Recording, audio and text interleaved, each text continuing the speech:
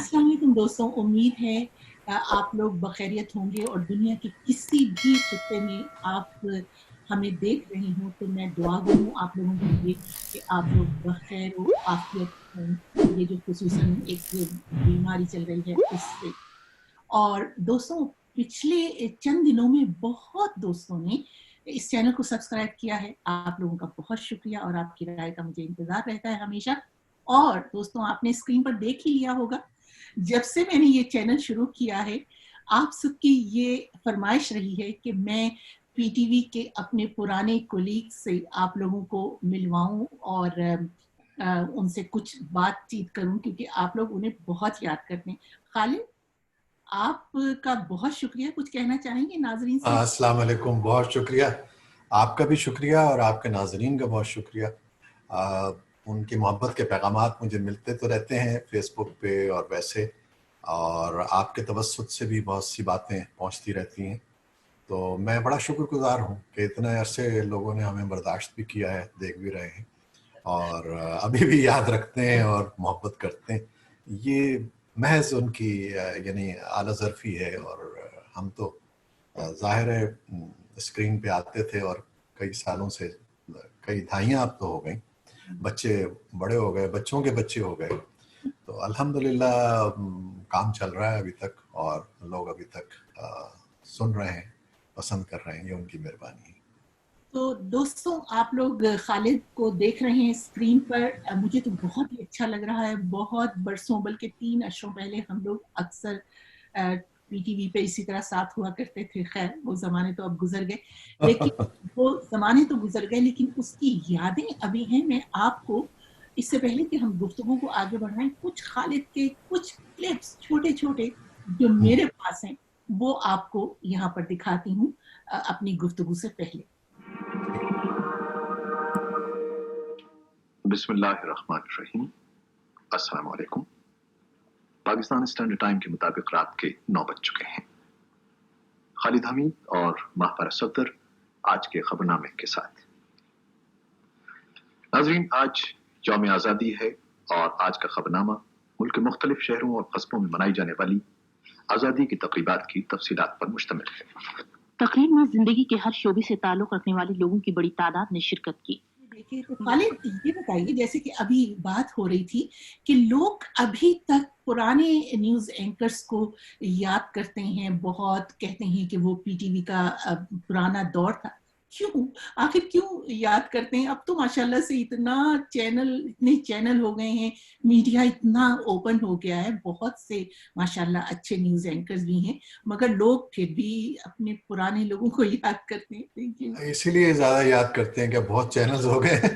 तो अब उनको, पहले तो हम जब अकेले थे तो बहुत से लोग ये भी कहते थे कि जी ये किसी को शायद आने नहीं देते हैं या इन्होंने एक इजारादारी कायम की हुई है और चंद न्यूज़कास्टर्स हैं, बस वही नज़र आते हैं। बीच में मैं फिर जब लोगों की कुछ बातें सुनता था तो मैं एक ज़माने में जर्मनी चला गया, तो 3-4 साल वहाँ रहा। मेरा ख्याल था कि कुछ नए चेहरे आ जाएंगे और शायद लोग हमें, अब 20-25 साल हो गए थे तो ख्याल था कि कुछ थोड़ा सा चेंज भी होना चाहिए। लेकिन मैं जब वापस आया तो मैंने देखा कि लोगों की मोहब्बत उससे ज़्यादा बढ़ गई थी और वो बहुत ज़्यादा बेताबी से वो इंतज़ार कर रहे थे और कहते थे आप कहाँ चले गए। फिर मैं सन 2000 में उसमें मैं यहाँ आ गया, तो अब तकरीबन यूँ समझिए कि 20 साल हो गए। लेकिन आज भी अल्हम्दुलिल्लाह वही हाल है लोगों की मोहब्बत का और उनके प्यार का, बल्कि बढ़ता जा रहा है, क्योंकि अब तो सोशल मीडिया से अब इतना राब्ता आसान हो गया है। तो मुझे इस पे भी कॉल्स आती रहती हैं, यानी न्यूयॉर्क से आ रही हैं, कभी कोई कैलिफोर्निया से आ रही हैं, कभी पाकिस्तान से आ रही हैं, और लोग यही याद करते हैं कि जी आप लोग कहाँ चले गए, आप क्यों, मापारक कहाँ चली गई, और इशरत कहाँ है, और अजल लोधी कहाँ है, और आप लोग का। तो वो लोगों की एक वालहानापन जो है वो इसलिए है कि उस वक्त वो जनरेशन जो थी अपने माँ बाप के साथ हमें देखती थी।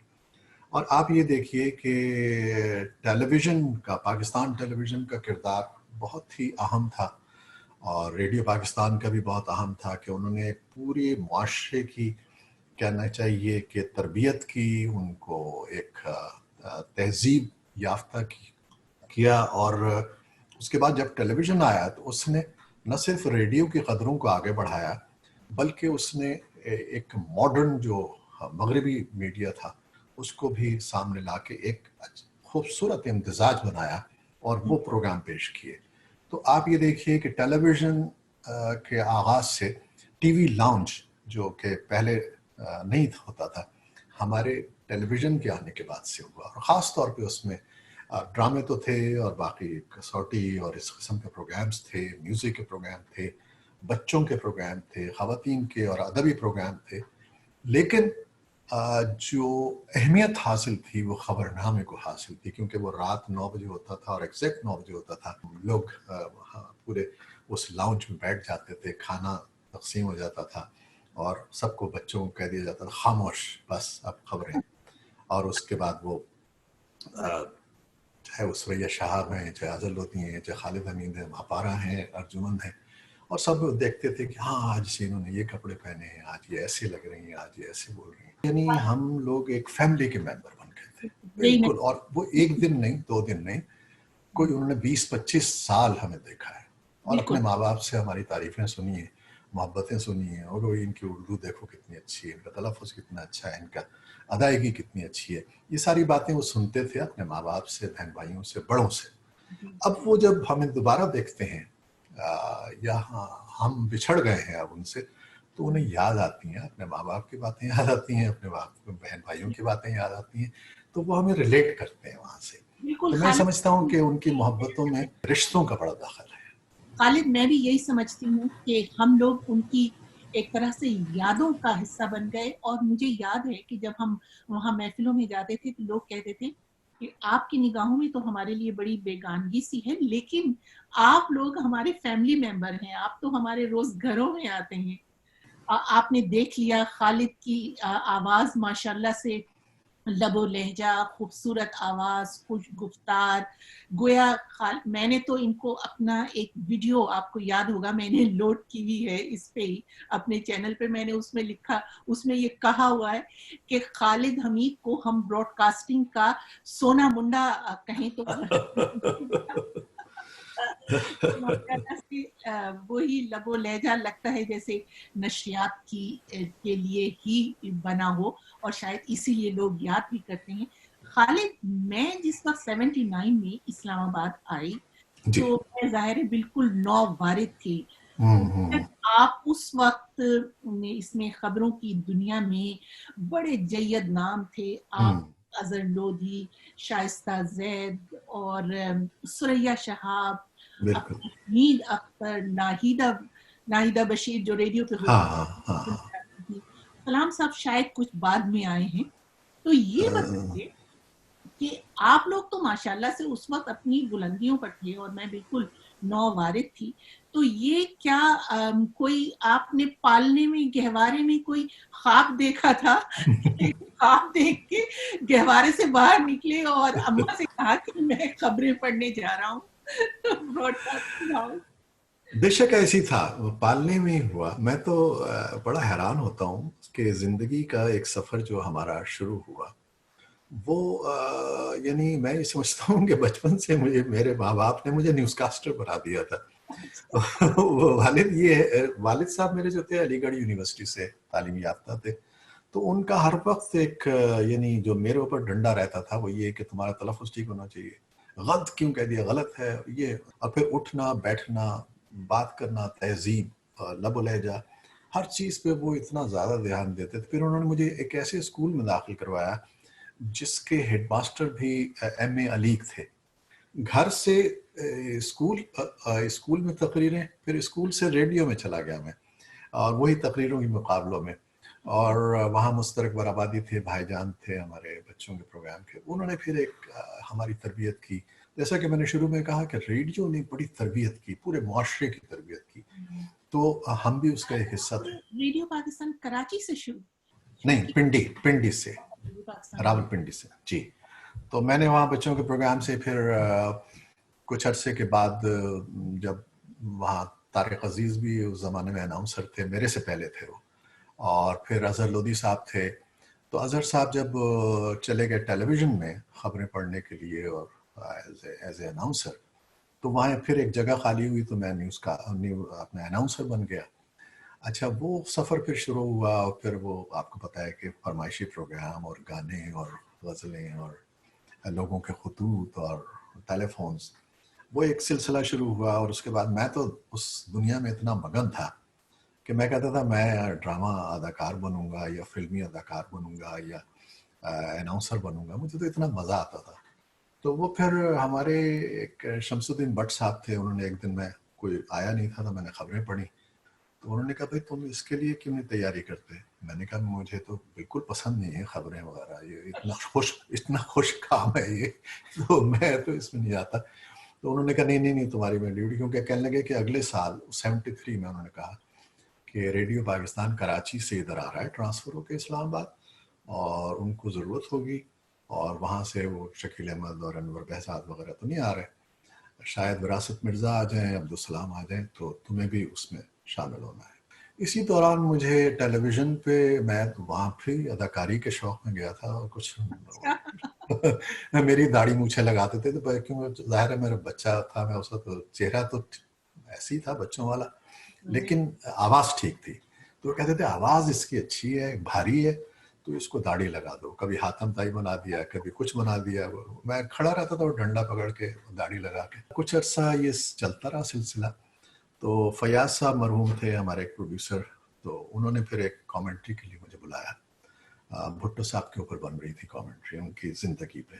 تو خیر وہ میں بڑی 3-4 دن جاتا رہا. انہوں نے کہا اسکرپٹ آ رہا ہے, کل آئے گا. تو آخری دن پتہ لگا کہ بھئی وہ تو طارق عزیز صاحب پڑھیں گے, اب تم نہیں پڑھو گے. میں نے کہا, میں تو رونے لگا. میں نے کہا یہ کیا ہوا؟ تو وہ کہنے لگے نہیں میں تمہیں بتاتا ہوں. پھر وہ سب سمدانی ایک ہمارے جنرل مینیجر تھے, ان کے پاس انہوں نے بھیجا کہ یہ بچہ بڑا اداس ہے, تو اس کو آپ کچھ کمپنسیٹ کریں اس کو. میں بولا, تو انہوں نے کہا بھئی تم ایسا کرو کہ نیوز میں چلے جاؤ. میں نے کہا اچھا. میں نیوز میں چلا گیا. وہاں ڈائریکٹر تھے مشتاق صاحب.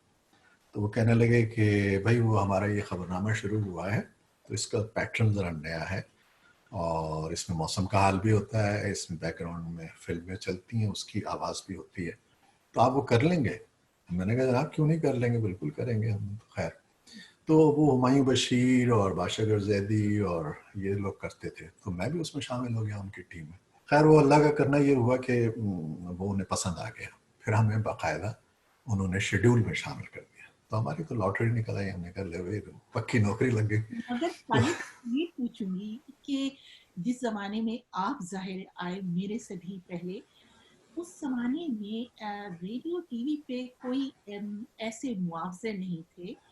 لڑکیوں کو تو اور خواتین کو تو ایک طرح سے یہ سمجھا جاتا ہے نا کہ یہ کون سی پروفیشنل ہیں, اور یہ تو وقت گزاری کے لیے آ جاتی ہیں, شادیاں ہوں گی تو چلی جائیں گی. لیکن لڑکوں کے لیے, خاص طور سے مردوں کے لیے, یہ دیکھا جاتا ہے کہ کوئی بڑا سٹیبل پروفیشن ہو, اور جہاں پہ تنخواہ بھی معقول ہو. کل کو ان کی شادی ہونی ہے, انہوں نے گھر کو بھی سپورٹ کرنا ہے. اور آپ جانتے ہیں کہ اس کو بالکل اس وقت تک جب ہم لوگ آئے ہیں اس کو کوئی ایسا پروفیشن نہیں سمجھا جاتا تھا. معاوضے بہت تھے. تو آپ کو اپنے گھر کی طرف سے یہ حوصلہ شکنی نہیں ہوئی کہ یار بہت حوصلہ شکنی ہوتی تھی. میں آپ کو بتاؤں کہ میں جب میں اناؤنسر جب بنا تو شوق اتنا تھا کہ صبح 6:30 بجے پہلی اناؤنسمنٹ ہوتی تھی. اس پہ انہوں نے میری ڈیوٹی لگا دی, کیونکہ وہ کوئی کرتا نہیں تھا. تو وہ پہلی اناؤنسمنٹ میں کرتا تھا کہ السلام علیکم, یہ ریڈیو پاکستان راولپنڈی ہے. اچھا, اس کے لیے مجھے کچھ 4 بجے صبح اٹھ کے جانا پڑتا تھا. باہر گاڑی کھڑی کے آ جاتی تھی, کبھی میں سائیکل پہ جاتا تھا. تو میری ماں بیچاری جو تھیں وہ اٹھ کے مجھے کچھ ناشتہ واشتہ دیتی تھیں, اور پھر مصلے پہ بیٹھ جاتی تھیں, اور وہ اس وقت تک بیٹھی رہتی تھیں. وہ زمانے میں ایک ٹرانسسٹر چھوٹا سا انہوں نے لیا تھا, تو وہ 6:30 بجے جب صبح کو میں اناؤنسمنٹ کرتا تھا السلام علیکم, یہ ریڈیو پاکستان, تو وہ پھر اللہ کا شکر کر کے تسبیح پڑھ کے پھر کہتی وہ نماز پڑھ کے دعائیں کرتی. تو بس اس وقت وہ دعا یہ کرتی تھیں کہ اللہ تعالیٰ میرے بچے کو کوئی آسان سے کام دے دے, اتنا مشکل. تو وہ خیر اس کے بعد پھر وہ مجھے میری کمرشل سروس مجھے دے دی گئی 2-2.5 گھنٹے کی. تو وہ زمانے نیا اور شروع ہوا تھا گانوں کا, تو وہ 10 بجے ہوتی تھی. इसी तरह जब मैं टीवी पे मैं आया और मैं ये बड़े बड़े रोल करता, मतलब छोटे छोटे रोल करता था, बड़े ड्रामे होते थे लेकिन छोटे छोटे मुझे रोल मिलते थे। लेकिन उसके लिए होता ये था कि मैं एक दिन सुबह गया हूँ और वो मेकअप वेकअप करके वो मुझे बैठा देते थे। अब पूरी जनाब वो रात, पूरी ट्रांसमिशन जब ख़त्म होती थी रात को, तो वो फिर हमारी रिकॉर्डिंग शुरू होती थी। तो आप यकीन करिए सुबह अगर मैं 9 बजे गया हूँ तो दूसरे दिन 9 बजे हम ड्रामे से वापस आ रहे हैं, 24 घंटे के बाद। अच्छा, वो फिर मेरी अम्मा पूछती थी भाई बेटा कितना पैसे मिले, तो मालूम होता था 40 रुपए मिले हैं, 50 मिले हैं, 60 मिले। तो वो कहती थी ये क्या है, ये तो इतने तो मैंने कहा अम्मा वो बात ये है कि मेरे जो हीरो होते हैं, ये बड़े रोल जो करते हैं उनको ज़्यादा पैसे मिलते हैं, मैं तो छोटा कर। फिर वो दुआ करती थी अल्लाह मेरे बेटे को हीरो बना दे, हीरो। तो वो जब मैं खबरों में आया, ये वो थी तो पैसे तो बड़े कम थे, लेकिन उसमें फ़ायदा ये था कि रोज़ाना हो रहा था। हमें तो शेड्यूल मिलता था जब महीने का, तो ये खुशी होती थी कि इसमें हमें 15 ड्यूटी हैं, 20 ड्यूटी हैं, तो इतने पैसे बन जाएंगे टोटल। तो पैसे तो बहुत कम थे और हम लड़ते भी रहे इस मामले में, बहुत ज़्यादा डायरेक्टर से उनसे लड़ाई होती रही कि जी पैसे बढ़ाएं। लेकिन जो उसमें हमें शोहरत, इज्जत, वक़ार मिला, वो उस पैसों से बहुत ज़्यादा था। ये बताइए अगर यही होता तो फिर आप इस तरह से नशियात छोड़ के तो ना जाते, आपने तो फिर इसको दगा दी। हाँ, वही इसीलिए किया ना कि मतलब ये कि लोग पूछते थे अच्छा जी खबरें तो पढ़ते हैं और क्या करते हैं, तो भाई हर बात ये पूछते थे कि और क्या करते हैं, भाई खबरें पढ़ते हैं। वही मैंने कहा ना कि इसको तो कोई प्रोफेशन समझता ही नहीं था। इसे कोई नहीं समझ। मुनव्वर सईद हैं, मुनव्वर भाई, मैं उनको हाँ एग्जैक्टली बिल्कुल उन्होंने भी यही कहा कि जब मैं लोगों से कहता था कि मैं अदाकारी करता हूँ तो वो कहते थे हाँ ये तो करते हो मगर ये बताओ काम क्या करते हो। काम क्या करते हो। हाँ बिल्कुल यही था। और वो चूंकि बड़ा सादा दौर था असल में, सादगी बहुत। मैं जब खबरें पढ़ने लगा था तो उस वक्त मेरे घर में टीवी नहीं था, मेरी अम्मा जो थी वो पड़ोस में जाके देखा करती थी, कहती थी अच्छा वो। तो वो मुझे एक दिन इसी तरह, वो बड़ी मज़ेदार थी, आपने तो खैर मिली उनसे, तो कहने लगे एक दफ़ा मतलब बहुत दुआएं करनी बैठी हुई, अल्लाह सा डॉक्टर साहब के यहाँ टीवी आ जाए, डॉक्टर साहब के टीवी। तो मैंने कहा डॉक्टर साहब कौन? कहने लगे वो जो पड़ोस में है ना, उधर करीब है घर, तो मैं चाहती हूँ कि वो उनके घर आ जाए, तो वहाँ मैं आराम से जाके देखूँ। मैंने कहा भाई आप दुआ करें कि अपने घर आ जाए टीवी। कहने लगे नहीं तुम्हारे तो पैसे इतने नहीं है कि टीवी आए। तो मैं उन डॉक्टर साहब अमीर आदमी हैं बस। लेकिन तो बेहतर है कि खालिद अब इसको एक प्रोफेशन समझा जाने लगा है, खुसूसन आपने हाँ 1986 में जब पहली मरतबा अजहर लोधी साहब को प्राइड ऑफ परफॉर्मेंस मिला है, तो आप समझिए कि एक तरह से इसको प्रोफेशन समझा जाने लगा। उससे पहले नहीं, क्योंकि देखिए सुरैया शहाब किस कदर, किस कैलिबर की न्यूज कास्टर और अनाउंसर, और क्या आवाज थी, लेकिन उनको किसी ने कंसिडर ही नहीं किया कभी उनको कोई अवार्ड। हाँ, लेकिन मैं आपको बताता चलूं कि सबसे पहला जो प्राइड ऑफ परफॉर्मेंस मिला था वो मरहूम शकील अहमद को मिला था। वो 65 की जो जंग पे उन्होंने खबरें पढ़ी थी कि हलवाड़ा पे बम गिरा है, ठीक ठीक बम गिरा है, और वो उस तरह जबरदस्त उन्होंने ऐसी जंग लड़ी थी मीडिया पे कि बाद में अयूब खान के जमाने में उनको प्राइड ऑफ परफॉर्मेंस मिला था। अच्छा उसका बिल्कुल कहीं हाँ नहीं, नहीं है। हाँ वो चूंकि उस वक्त मीडिया का इतना दौर नहीं था और कोई, वो बेचारे थे भी बड़े। मैं गया था उनसे मिलने कराची, उनके घर पे, तो एक बहुत ही बस मुझे अफसोस हुआ देख के उनको। तो मुझे कहने लगे बेटा ये, उन्होंने भी यही कहा कि इसको पेशा ना बनाना, ये कुछ देता नहीं है। उन्होंने कहा, तो मैंने कहा आपको तो प्राइड परफॉर्मेंस मिला है। अरे भाई वो पता नहीं कितने चंद हजार रुपए के मिले थे, खत्म हो गया, अब क्या करें, कुछ दिया नहीं उन्होंने। मकसद ये है कि कोई ज़मीन नहीं मिली, कुछ और कुछ नहीं मिला, तो बेचारे को मिला था। लेकिन वो फिर बुढ़ापे में रिटायर्ड ज़िंदगी गुजार रहे थे बड़ी कसम पुरसी की हालत में। तो उन्होंने मुझे यही नसीहत की कि इसको तुम पेशा न बनाना। चले गए ना, अपना पीआईए में चले गए, छोड़ हाँ के। मैं पीआईए में चला गया। लेकिन ये कि आपकी जो मोहब्बत थी नशियात से वो कभी खत्म नहीं हुई। नहीं, वो ये तो मेरी ज़िंदगी में रचा बसा है। अब ये तो मैं घर से करता हूँ। मैं सोचता हूँ कि देखो, वो बल्कि मेरे वो दोस्त मुश्ताक सिद्दीकी आप जानती हैं, तो वो उस दिन मुझसे पूछने लगे, कहने लगे घर से कर रहा हूँ? मैंने कहा घर से कर रहा हूँ। कहने लगा यार ब्रॉडकास्टिंग तुम्हारे घर पे चल के आ गई अब तो। मैंने कहा खुसूसन मुझे याद है कि जब भुट्टो साहब की फांसी हुई थी 79 में, तो मुझसे तो बहुत बार पूछा जा रहा था आप हाँ, पढ़ लेंगी, आप पढ़ लेंगी ये खबर, आप पढ़ लेंगी। بھٹو صاحب کی خبروں سے ہی اور ان کی تقریروں سے میں نے اپنے کیریئر کا آغاز کیا تھا. تو میرے لیے تو وہ بڑی اس لیے اہمیت رکھتے تھے کہ ان کی بڑی بڑی لمبی تقریریں ہوتی تھیں انگریزی کی, اور وہ میں ان کا ترجمہ اسلم انصار صاحب اور زبیر علی مجھے دے دیتے تھے کہ تم کرو. اب وہ جب سلسلہ جب شروع ہوا اور پھر ضیاء الحق آ گئے اور سارا تبدیلی ہو گئی, تو میرے لیے بڑی ایک شمبے کی بات تھی. میں کہتا تھا یار اب لوگ کیا سوچیں گے کہ ہم ابھی تو کل تو ان کی خبریں پڑھ رہے تھے, آج ان کی پڑھ رہے فیس. تو پھر لوگوں نے پھر ہمیں وہاں سے, اور جب خاص طور پہ پھر یہ ان کی پھانسی کی خبر آئی تو وہ میرے لیے بڑی تکلیف دہ تھی. تو وہ شام کو میرا خبر نامہ نہیں تھا, اظہر صاحب کا تھا. بہت مجھے یہ ہوتا تھا کہ میں مطلب یہ کہ لوگ کیا سوچیں گے اور کیا کریں گے.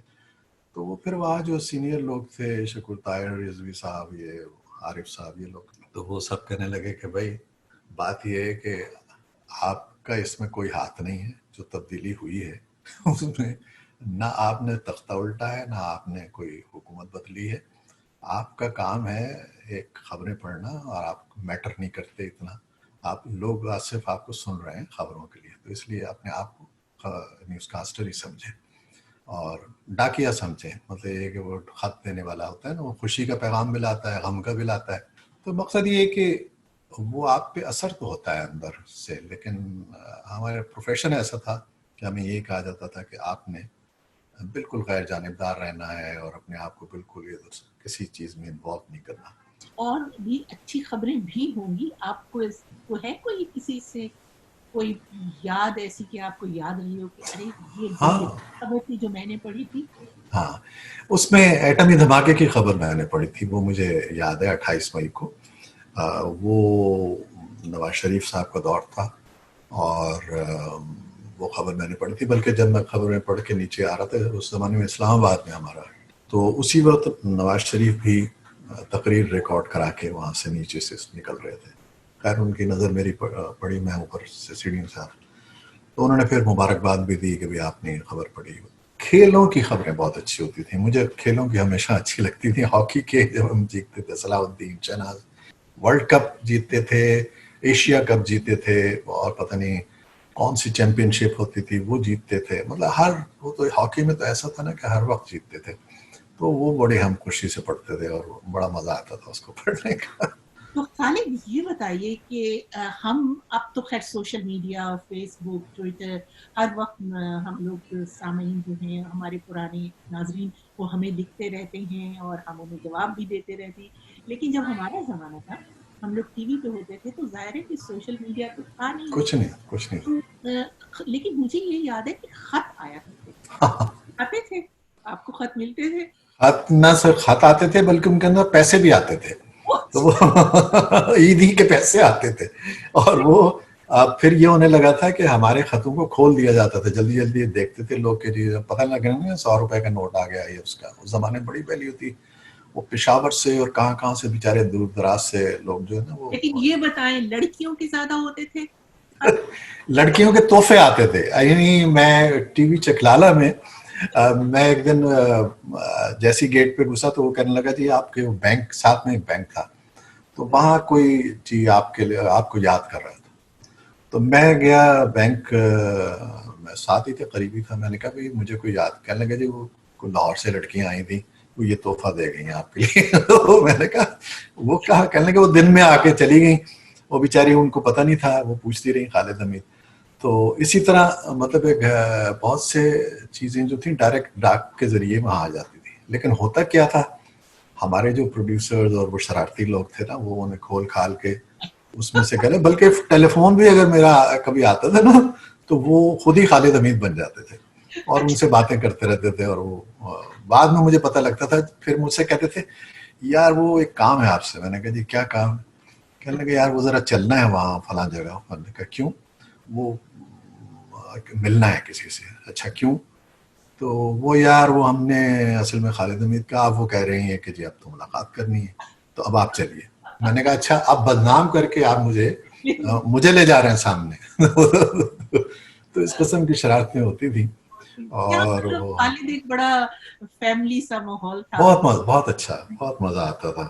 کہ ہم لوگ کتنا آپس میں گپ شپ کرتے تھے, ہاں ہر جگہ मगर कोई डर नहीं, कुछ नहीं कि जी कल को कुछ नहीं। स्कैंडल बन जाएगा, कुछ होगा, इतनी बड़ा नहीं, मुझे शानदार। याद है कि जब मेरी शादी हुई आप सब लोग कितना उसमें ऐसे था कि वो मेरी बहन कहती थी ये टीवी वालों की शादी है, हमें तो कोई पूछ नहीं रहा। वो मुझे बहनों को मेरी कोई नहीं पूछता था टीवी के, मापारा आ गई, अर्जुमंद आ गई, सुरैया आ गई, और फिर वो तथीर जहरा और वो यास्मीन जहरा और सारी अनाउंसर्स। और फिर शादी के बाद भी आपको याद है हम आपके घर जब आया करते थे, वो मेरी बीवी को तो बड़ा पसंद था, वो कहती थी इनके घर इतने गमले सजे होते हैं, फूल सजे होते हैं मापारा के यहाँ। तो वो सफदर को भी शौक था, आपको भी था। तो वो हम लोगों का तो ऐसा माहौल था, मतलब ये कि इतनी मोहब्बत थी और आपस में यानी हमारा न्यूज़ का माहौल भी बड़ा अच्छा था। यानी लोग जो थे ना इतने अच्छे, आरिफ साहब थे मरहूम, हसन साहब थे, अपने शाहिद सलीम थे, फिर शकूर ताहिर साहब थे, रज़ी अहमद रिजवी थे, ये सारे लोग इतने मज़ा आता था, मतलब जुमलेबाजी होती थी, सुल्तान गाजी आते थे, उनसे कोई छेड़छाड़ होती थी लोगों की। खालिद, यकीन नहीं आता कि सब लोग इतनी दूर दूर हो गए, लेकिन हमीद अख्तर एक कोने में बैठा है कहीं हाँ हाँ हाँ, आप वॉशिंगटन में हैं, सुरैया इतनी जल्दी चली गई, और सलाम साहब कितनी जल्दी चले गए। अरे भाई खालिद, सुरैया पे तो मुझे नहीं लगता कि कोई पीटीवी पे कोई प्रोग्राम भी हुआ हो। मैंने एक कॉलम भी किया था अपने चैनल पे, बड़ा दुख हुआ। सुरैया बिल्कुल कट गई थी और कई साल से वो ऐसा था कि बिल्कुल यानी उनका कोई राब्ता नहीं था टीवी वालों से, और इतनी मेहनती थी, इतनी, यानी मैंने तो ऐसी मिसाली खातून नहीं देखी कि वो अनथक मेहनत करती थी और मुसलसल कई जगहों पे किताब भी लिख रही हैं, फिर वो शेर व शायरी भी कर रही हैं, कभी वो अच्छा, आपको यकीन करें कि फ्रैंकफर्ट से ऐसी है जैसे इस्लामाबाद से आप लाहौर चले जाएं, लेकिन वो ट्रेन चूंकि डायरेक्ट थी तो वो डेली आती थी, फ्रैंकफर्ट से आती थी और कोलोन एक प्रोग्राम करती थी और फिर शाम को वापस जाती थी। तो आप यूँ समझिए कि 2.5-3 घंटे का सफ़र सुबह, 2.5-3 घंटे का सफ़र शाम। लेकिन खैर वो बड़ा अच्छा प्रोग्राम करती थी वहाँ पर। तो उसके बाद से जब वो इस्लामाबाद आई तो कोई राब्ता नहीं हुआ उनसे, ना ही उन्होंने लोगों से राब्ता किया। कुछ वो बीमार भी हो गई थी और फिर सुना है कि वो काफ़ी, तो बस वो मिलती नहीं थी, इसकी वजह से बिल्कुल कट ऑफ हो गया लोगों का, लोगों को पता ही नहीं लगा कि जब उनकी डेथ हुई। मगर खालिद वाहिद न्यूज़ कास्टर थी जिन्होंने 3 जिसे कहना चाहिए इंटरनेशनल ऑर्गेनाइजेशंस में काम किया। हाँ, क्या बात है, क्या बात है। या यकीन करें कि मैं रेडियो ज़ायदान, आप भी सुनती थी, हम भी सुनते थे, आवाज़ की दुनिया के दोस्तों, ये रेडियो ईरान ज़ायदान है। मैं तो उनकी आवाज़ का इतना फ़ैन था कि मुझे जब मैं न्यूज़ पढ़ने जब मैं एक दिन आया तो किसी ने कहा जी सुरैया शाह आई। मैंने कहा कौन सुरैया शाह? वो रेडियो वाली ईरान ज़ायद का? हाँ। तो मैं भागा और न्यूज़ रूम में गया, तो एक बड़ी सादा सी एक साड़ी पहने हुए खातून एक साइड पे बैठी थी, तो मुझे वो लोगों ने कहा कि जी ये खालिद हमीद। कहेंगे अच्छा। तो मैंने कहा जी मैं तो आपको इतना सुनता था, मतलब हम सुन रहे थे, हम भी अनाउंसर थे तो आपको सुनते थे, और वो तो बहुत प्यार से मोहब्बत से मिली, और बिल्कुल उनका बेटे के भाई नाम खालिद था, तो उस लिहाज से मुझसे बड़ी उनकी मोहब्बत और उन्स था। आप यकीन करें कि पढ़ना शुरू कर दिया था, तो उनका उन्होंने मतलब चूंकि बहुत कम उम्र में चली गई थी ईरान ज़ायदान, तो वापस आके उन्होंने बाकायदा इम्तिहान दिए, FA किया, BA किया, MA की क्लासेस ली, और वो जाके क्लासेस मतलब अटेंड करती थी और फिर इम्तिहान देती थी बाकायदा, और फिर उसके साथ साथ वो यूथ लीग भी थी, फिर लिखती भी थी और टीवी भी आती थी। तो मैं उन्हें कहता था आप 24 घंटे हैं आपके पास कि 36 घंटे हैं, कितने हैं आपके पास? मैंने बस अपने कॉलम में यही कहा था कि सुरैया शाह की जिंदगी देखकर ये लगता है कि ये 24 घंटे नहीं, शायद ये 24 दिन है, जितना वो एक दिन में कर लेती हैं। तो बहुत ख्वाहिश थी कि उनको बाद मर्ग भी उनको अवार्ड मिलता। बिल्कुल मिल अभी भी मिल सकता है, अगर कोई रिकमेंडेशन करे, कोई उनकी खिदमत को सराहे तो यकीनन होना चाहिए। और अब्दुल सलाम को तो मिल गया था, और अभी कुछ अरसे पहले रेडियो वालों ने उनके ऊपर प्रोग्राम भी किया। अब्दुल सलाम की जब डेथ हुई है तो आप वहीं होंगे इस्लामाबाद? मैं नहीं था, मैं उस वक्त जर्मनी में था जी। अच्छा, मैं भी नहीं, हाँ, मैं मैं भी भी आज नहीं था, मैं नहीं था, अफ़सोस ये हुआ। और बड़ी उनकी बहुत ही अफ़सोसनाक मौत हुई वाक़ई। और बहुत प्यारे आदमी थे अब्दुल सलाम जो थे। एक तो ख़ैर उनकी वैसे अच्छी पर्सनैलिटी थी और बड़े पढ़े लिखे आदमी थे, पढ़ाते थे बच्चों को, स्कूल भी वो करते थे, टीचिंग करते थे। सबसे अच्छी जो उनकी बात थी वो पाए और निहारी और ये इस किस्म की चीज़ें बड़ी बनाते थे।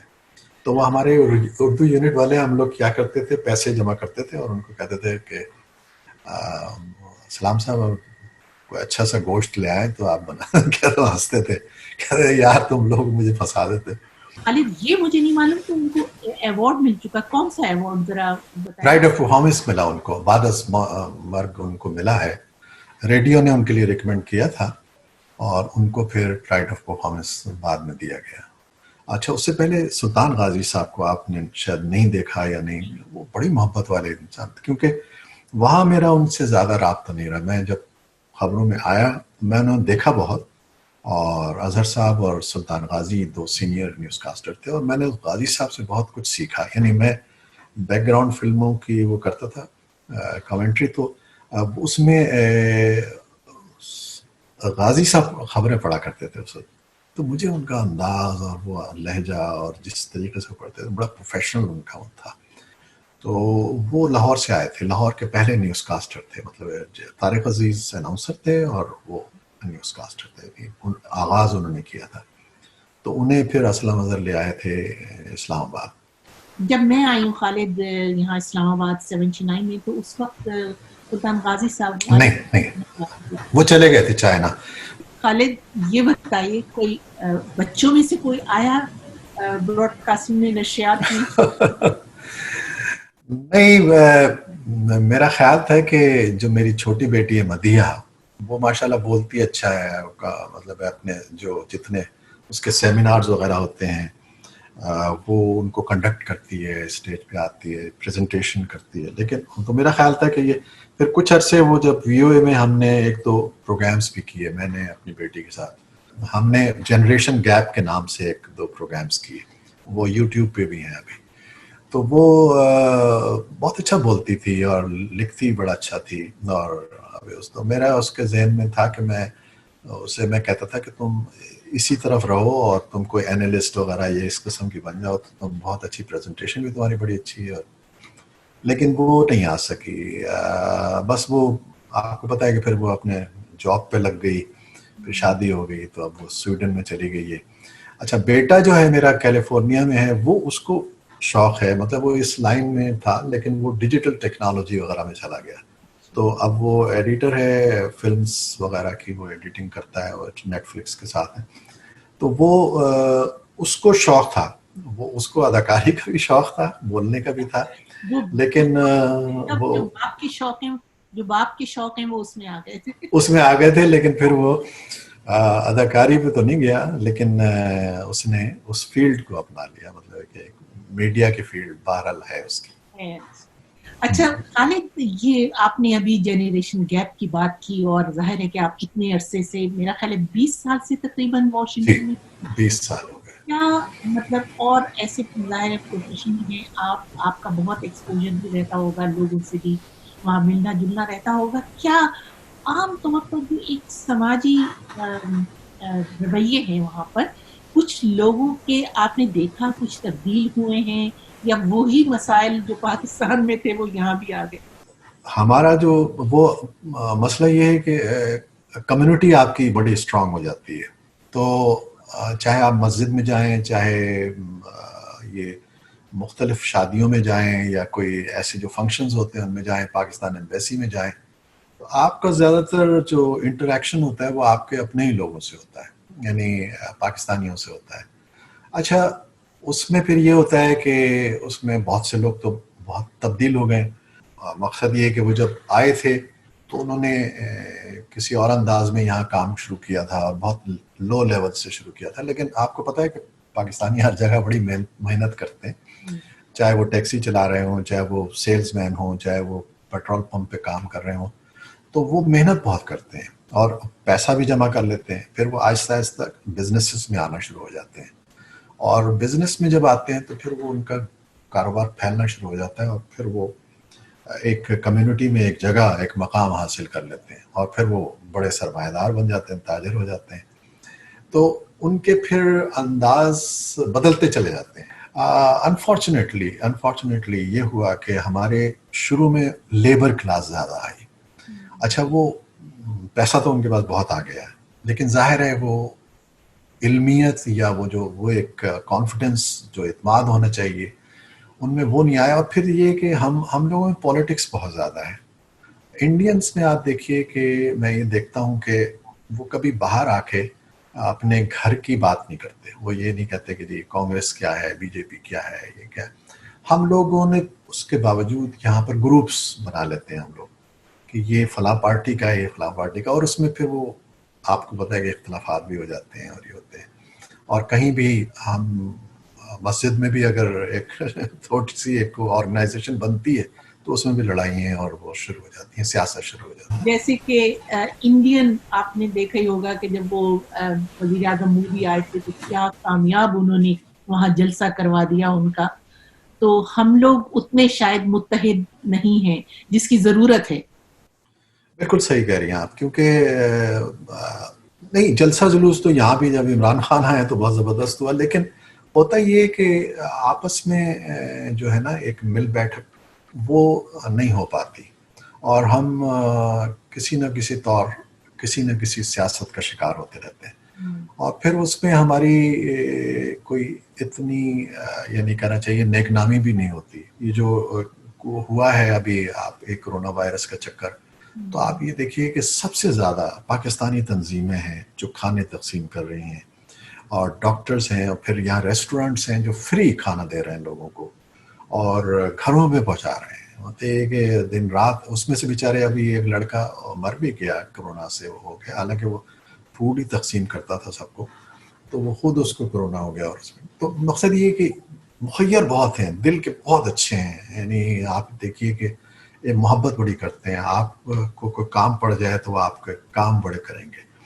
لیکن جو ایک آرگنائزیشن ہے اور ایک جو لے کے چلنا ہے سب کو، وہ اس میں تھوڑی سی ضرور کمی ہوتی ہے. اچھا خالد، آپ کو یہ احساس ہوگا، ظاہر ہے اب آپ وی او اے میں کام کر رہے ہیں اور کافی عرصے سے کر رہے ہیں، لیکن آپ ظاہر ہے پاکستان میں آپ جانتے ہیں کہ جو میڈیا میں بی بی سی کا زیادہ وہاں پر لوگوں میں وہ ہے ایک طرح سے مقبولیت، وی او اے کی اس طرح سے نہیں ہے. آپ خود وہاں پر کام کرتے ہیں، آپ اس کی کیا وجہ سمجھتے ہیں؟ اصل میں وی او اے کا اب ہو گیا اثر بہت ہوا ہے اور اب بی بی سی سے اوپر چلا گیا.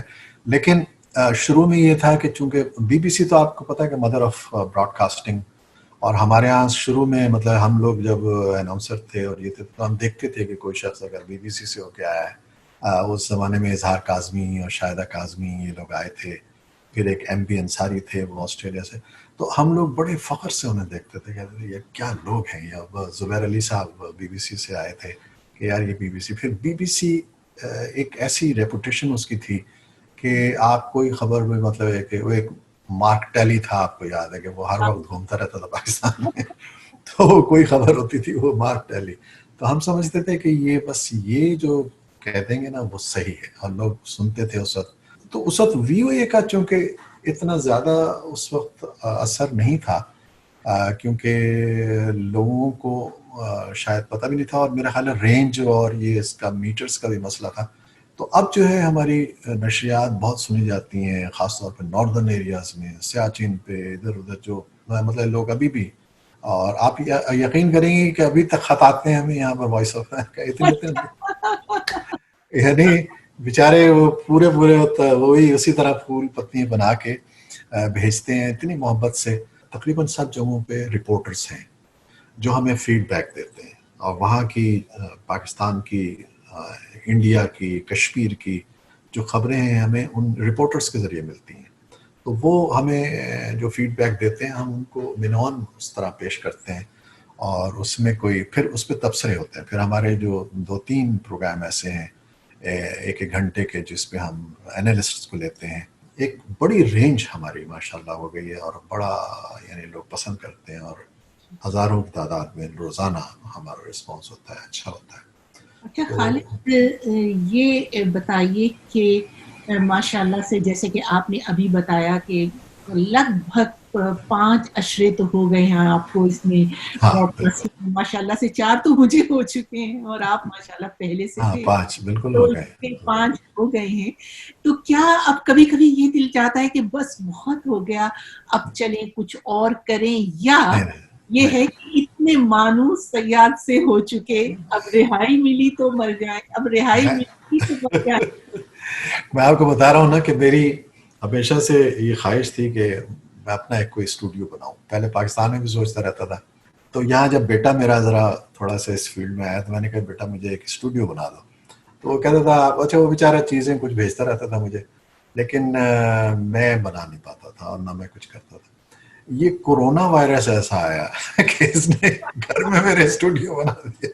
तो वो मेरी बीवी मुझे कहती है बेटी कि ये आपको तो बस अब ये गोशा आफियत मिल गया, क्योंकि मैं अब निकलता नहीं हूँ वहाँ से।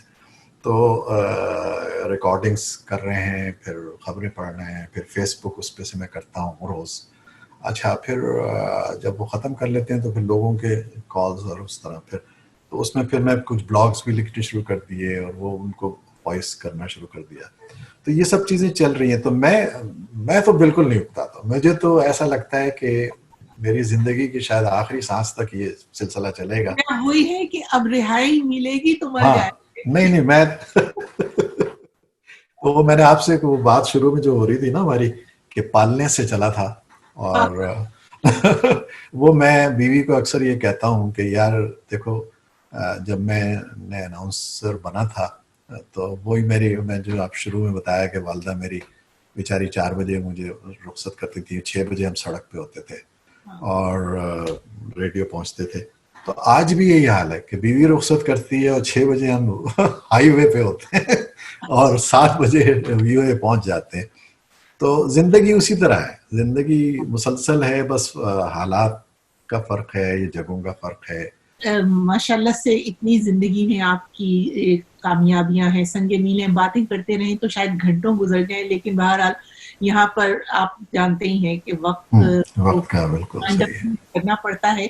लेकिन मैं इस जगह पर इसको ख़त्म करना चाहूँगी कि जिस वक़्त मैं बीबीसी के लिए सिलेक्ट हुई थी, तो शायद आपको आपके ज़हन में ना हो, लेकिन मेरे ज़हन में वो बात पूरी तरह मौजूद है कि वो हैं ज़फ़र बख्तारवी जी, हाँ बिल्कुल, मुझे याद है वो फंक्शन, बिल्कुल याद है आपको वो फंक्शन? बिल्कुल। उसमें जब आपसे कहा गया कि आइए कुछ कहिए महापारा सफदर के बारे में, तो आपने हाँ शायद ज़ाहिर है तारीफ़ें भी की होंगी, लेकिन मुझे आपका एक जुमला बहुत याद है, हाँ जो आपने कहा था कि जो लोग बाहर चले जाते हैं, वो पीछे मुड़कर नहीं देखते कि पीछे देखेंगे तो पत्थर के हो जाएँगे। हाँ बिल्कुल सही। है ना? तो वो मैं अब आपसे ये पूछूंगी कि अब आपका क्या ख्याल है, पीछे मुड़ के देखेंगे तो वतन याद आता है, वतन की हवाएं बुलाती हैं, क्या कभी सोचते हैं कि वापस जाकर रहें अपनी उन्हीं हवाओं में, अपनी मिट्टी में? बिल्कुल, मैं आप यकीन करें रोज़ हम बैठ के प्लान बनाते हैं। बीवी अभी भी मेरी कहती है कि जी अब मैं मेरी रिटायरमेंट हो जाए, इतने पैसे मिल जाए तो मैं चली जाऊँ। और वो ज़ाहिर है मेरी सास भी वहीं हैं, मेरे ससुराल तो वो भी है, लेकिन जो एक तादाद, कसीर तादाद में लोग जो है ना इस पे लिखते हैं मुझे, ईमेल्स भेजते हैं और सोशल उस पे, तो वो कहते हैं कि जी आप पाकिस्तान आ जाएँ। लेकिन अब वो यही है कि अब वो दोबारा से वो जाके सिलसिला शुरू करना और उस माहौल में दोबारा से अपने आप को क्योंकि हम उससे निकल आए हैं। अब वो देखें बच्चों का दौर है, बच्चे नौजवान जो हैं वो इस वक्त बहुत फील्ड में आगे चले गए हैं। अब उस दौड़ में हम ऐसे ही हैं जैसे कि अब वो एक बूढ़ा खिलाड़ी जो है ना वो जाके उसमें दौड़ना शुरू कर दे तो वो उससे दौड़ा नहीं जाएगा। तो दिल तो बहुत चाहता, पाकिस्तान अपने ज़ाहिर वतन है और मट्टी, और पता नहीं हम किस मरहले पे वापस जाएंगे या नहीं जाएंगे, अल्लाह बेहतर जानता है। लेकिन दिन रात हम वहीं होते हैं, यानी दिल से वहीं होते हैं हम, जिस्म हमारा यहाँ। कि जो जो कुछ आपने कहा शायद ये बहुत बाहर रहने वाले पाकिस्तानियों के दिल की आवाज़ है, बिल्कुल सही, बिल्कुल कि सही। वक़्त जाएँ और अपने मुल्क में रहें। लेकिन वही वाली बात खालिद के बाहर जाके फिर पत्थर के हो जाते हैं, पीछे मुड़ के नहीं देख किसी और पाते, के सही कोशिश कह रहे हैं। करते हैं तो नहीं देख पाते। खालिद बहुत शुक्रिया, बहुत मजा आया। वो ठीक है वापस नहीं जा सकते, वहां जाके नहीं सकते, लेकिन कम से कम वो यादें तो हम शेयर कर सकते हैं ना। बेशक बेशक बेशक बहुत बेशक। मजा आया। मैं आखिर में एक शेर आपको सुनाते चलूं जो अपने नए हमारे जो हैं उनके लिए है, नौजवानों के लिए है कि हम तो चिराग अव्वल शब हैं, अव्वल शब बुझाएंगे, तुम्हें यारों आखिर शब तक दीप से दीप जलाते रहना।